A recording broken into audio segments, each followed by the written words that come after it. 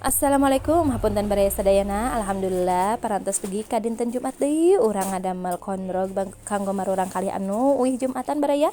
Siapkeun we ieu gula bodas saseueurna 8 sendok baraya. Saparantos kitu ieu ragi atanapi permipan urang tambihan we 2 sendok setengah oge baraya. Saparantos kitu tambihan oge ku uyah baraya. Saatos kitu tambihan oge ieu ku cai haneut baraya saseueurna 750 ml baraya. Diaduk-aduk saparantos kitu hoyong rada gurih mah tambihan we ku royco sareng tambihan oge ku ladaku baraya. Saparantos kitu lebetkeun ieu tariguna 1 kilo baraya. Abdi ngadamelna 2 kilo baraya.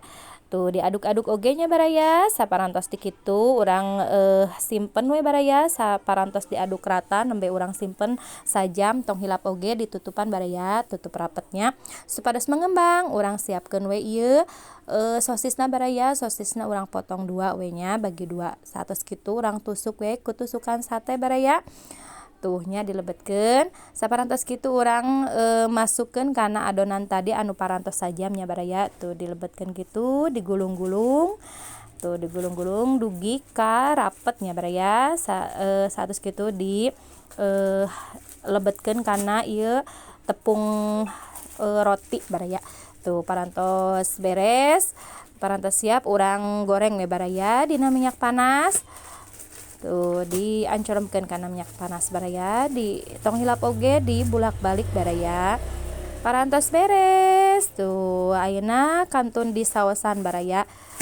Supados langkung raos oge tuh di cup di ngangge cup baraya. Alhamdulillah parantos aruih geuninganan anu uih Jumatan teh urang siapkeun we kanggo marurang kali mudah-mudahan barokahnya baraya. Walaupun saalit oge mudah-mudahan berkah. Sakitu wae panginten ti piribados. Wassalamualaikum warahmatullahi wabarakatuh.